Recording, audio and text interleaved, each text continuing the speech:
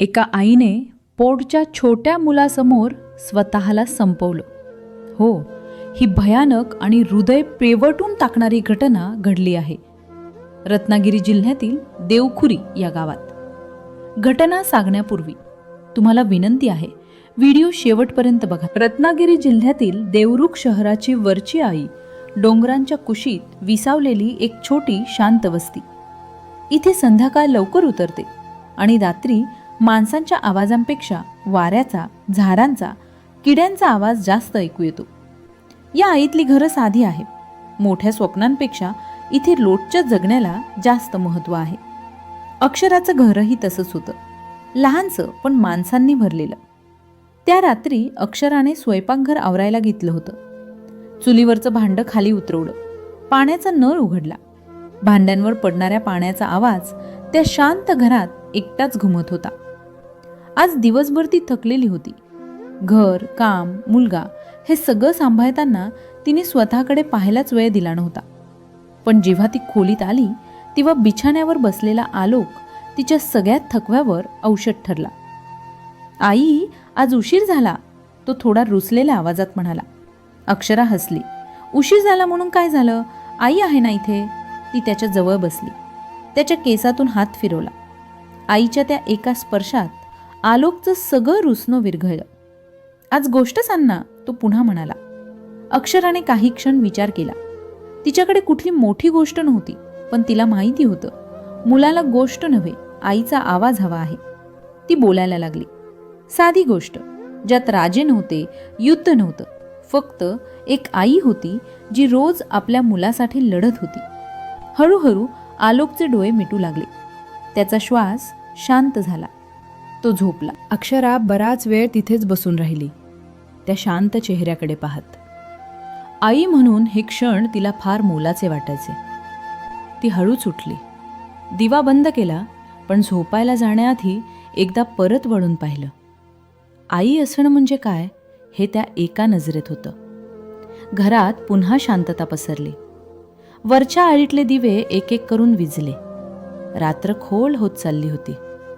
अक्षरा त्या रात्री झोपायला गेली, पण तिच्या मनात अनेक विचार होते. काही शब्द जे कुणालाच सांगितले नव्हते, काही प्रश्न जे तिने स्वतःलाही विचारले नव्हते. ती रात्र इतर रात्रींसारखीच वाटत होती, पण कधीकधी सगळ्यात शांत रात्री सगळ्यात मोठा अंधार लपलेला असतो आणि कुणालाच कल्पना नसते की पहाट येईपर्यंत सगळं बदलून जाणार आहे. पहाटेची वेळ होती. वरच्या आळीत अजून अंधारच दाटलेला. रस्त्यावर कुठलीच हालचाल नव्हती, ना कोंबड्यांचा आरव, ना कुणाच्या दाराची चरचर. आलोकला अचानक जाग आली. झोपेतच त्याला लघुशंकेची जाणीव झाली होती. तो अंथरुणावर उठून बसला आणि सवयीने आईकडे वळून पाहिलं, पण आई तिथे नव्हती. बिछाना नीटनेटका होता, चादर अस्ताव्यस्त नव्हती. जसं काही आई उठून क्षणभरासाठीच बाहेर गेली आहे असं सगळं दिसत होतं. आई, त्याने अगदी हलक्या आवाजात हाक मारली. कोणतंच उत्तर आलं नाही. आलोकच्या मनात थोडीशी अस्वस्थता दाटली. आई कधीच त्याला उत्तर न देता दूर गेलेली नव्हती. तो हळूहळू अंथरुणावरून खाली उतरला. थंड जमिनीचा स्पर्श त्याच्या पायांना जाणवला. तो खोलीबाहेर आला. घरात अंधुक उजेड होता. स्वयंपाकघराकडे पाहिलं, नळ बंद होता. भांडी कालच्यासारखी रचलेली होती. आई नव्हती. आलोकचं हृदय जोर जोरात धडधडायला लागलं. लहानसं मन असं काही पहिल्यांदाच अनुभवत होतं. तो वडिलांच्या मावशींच्या खोलीकडे गेला. दारावर हलकेच टकटक केली. काकू, आवाज थरथरत होता. आई दिसत नाहीये. मावशी दचकून उठल्या. डोळे चोळत त्यांनी विचारलं, काय रे, झोपेत असेल कुठेतरी. पण आलोकच्या चेहऱ्याकडे पाहताच त्यांनाही काहीतरी बरोबर नाही याची जाणीव झाली. त्या उठल्या. दोघं मिळून पुन्हा घरभर फिरले. खोली, स्वयंपाकघर, अंगण, प्रत्येक कोपरा पाहिला. आई कुठेच नव्हती. आता आलोकची भीती उघडपणे दिसायला लागली. त्याचे डोळे पाणावले, ओठ थरथरायला लागले. आई मला सोडून गेली का? हा प्रश्न तो विचारू शकत नव्हता, पण त्याच्या डोळ्यात तो स्पष्ट दिसत होता. मावशींनी त्याचा हात घट्ट धरला. घाबरू नकोस रे, त्या म्हणाल्या, पण त्यांच्या आवाजातही भीती लपलेली होती. दोघं बाहेर आले. पहाटेची थंडी अचानक बोचायला लागली. आसपास सगळीकडे एक विचित्र शांतता होती. आई, आलोकने पुन्हा हाक मारली. तो आवाज त्या रिकाम्या आळीत विरून गेला. आता मावशींनी शेजारच्या घराकडे धाव घेतली. ताकांना उठवलं. हळूहळू आणखी काही माणसं जमू लागली. सगळ्यांच्या चेहऱ्यावर तोच प्रश्न होता, अक्षरा कुठे गेली? कोणी जोरात बोलत नव्हतं. जणू मोठ्याने बोललं तर काहीतरी वाईट घडेल अशी सगळ्यांचीच भीती. आलोक मात्र शांत उभा होता. त्याच्या हातात मावशींचा हात होता, पण नजर इकडे तिकडे फिरत होती. तो प्रत्येक सावलीत आईचा चेहरा शोधत होता.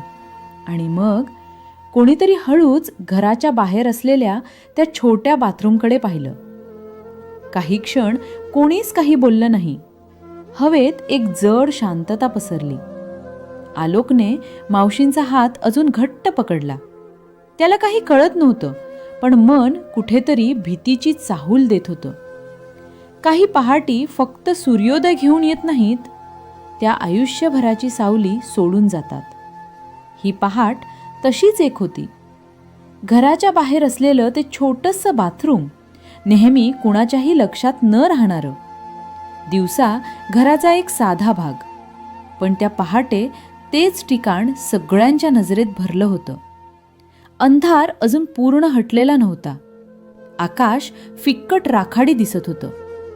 थंड वाऱ्याची झुळूक अंगावर शहारे आणत होती.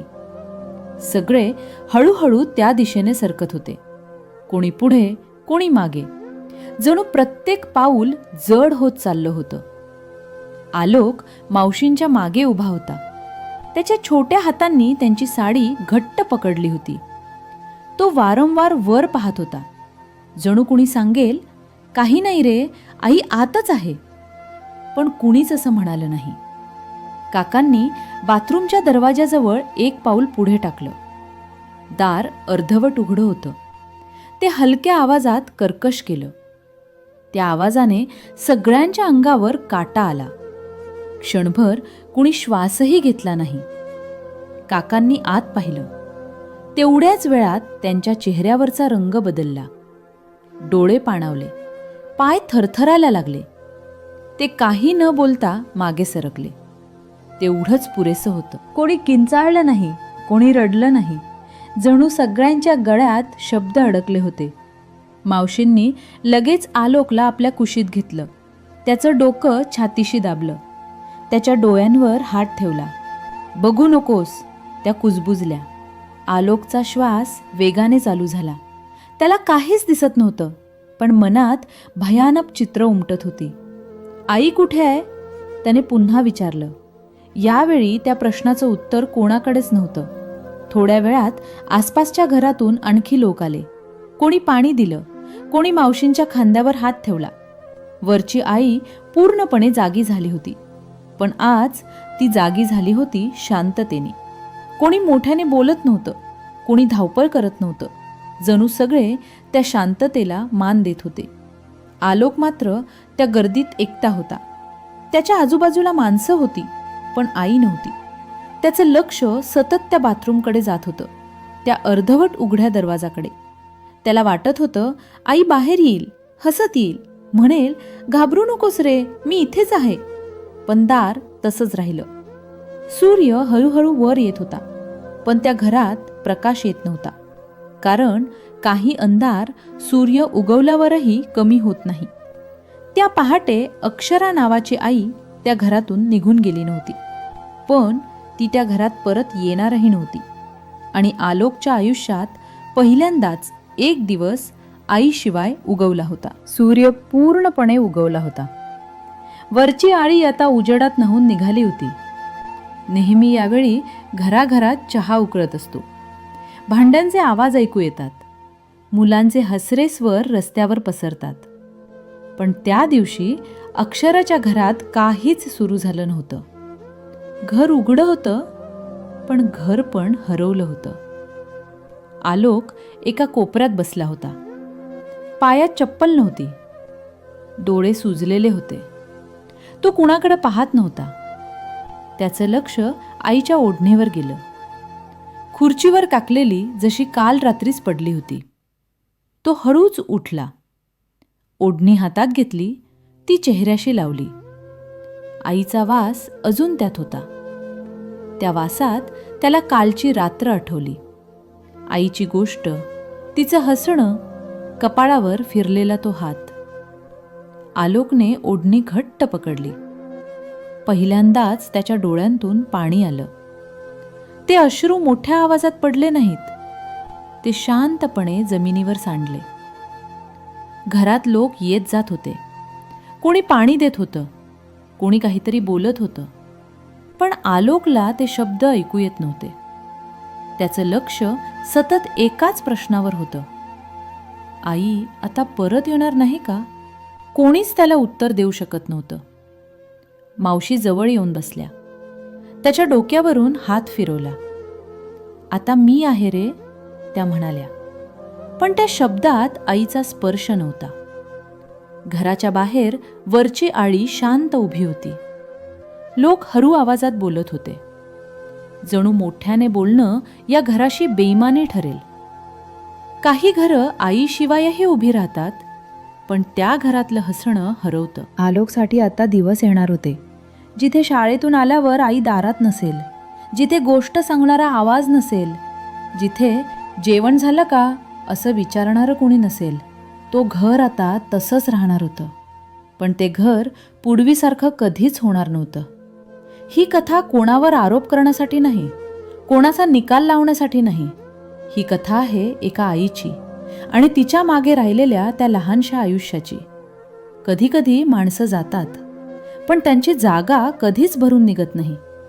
वरची आळी पुन्हा गजबजेल. लोक आपापल्या कामाला लागतील, पण त्या घरात आईशिवायची शांतता कायमची राहील.